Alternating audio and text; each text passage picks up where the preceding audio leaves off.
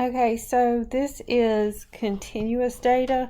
So what that means is you're going to include every number that's a decimal because we're talking about money.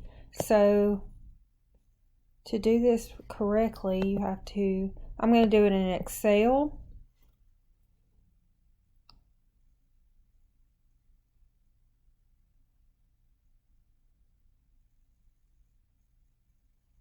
And the first thing I'm going to do is sort these.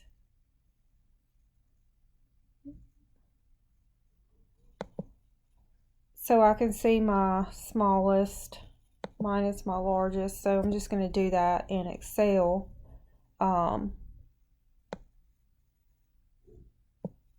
There's a lot of numbers. So I'm going to do this. This is my largest. I sorted it. You can sort it by going to data and going from A to Z. Okay, so there's my range, my largest minus my smallest. And if you use the 2K rule, 2 to the, I think it was the 9th, because 2 to the 8th is 256. We have 350 numbers, so it has to be bigger. So 2 to the 9th would be the number of classes. Okay, so if we do our range divided by 9, so each class, we're going to round up to an easy number.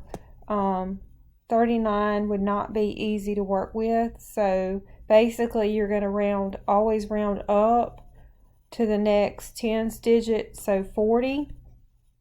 So what you want to do is, since this is continuous, we're not going to go up to 40. We're not going to include 40. We're going to go from 0 to less than 40. So since this is money, we can say $39.99.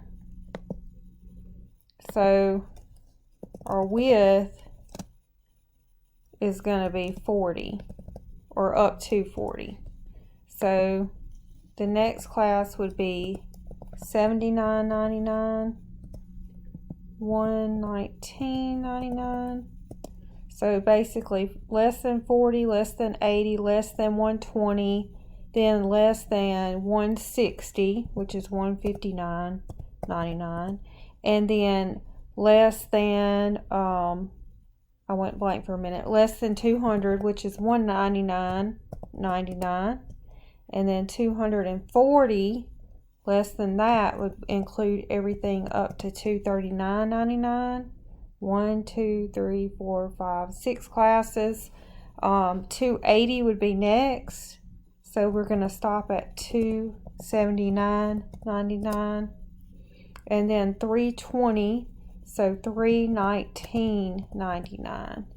1, 2, 3, 4, 5, 6, 7, 8. And then 360 would be $359.99. So that's probably where you may have had trouble, is how to type in the bins when it's continuous. So when it's continuous with money, this is how you could do that. Now the rest of it is basically the same.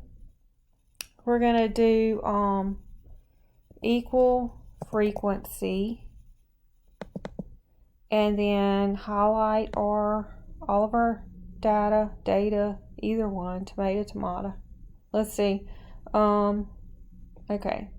So once you get that in, do your comma, or just tap on bins array, and highlight your bins.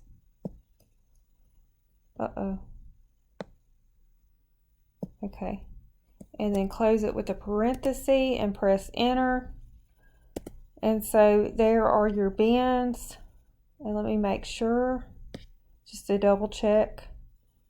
Yeah, 52, 104.91.64. So this is one you definitely would not want to, you wouldn't want to use.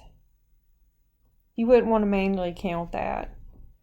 And then your relative frequency, now you can calculate that based on what you have. Let's see. So we know the total is 350, I believe.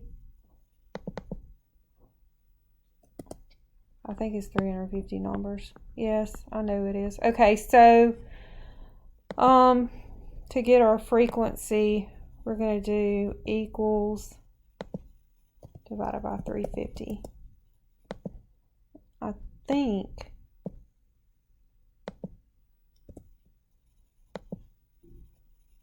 let's see, equals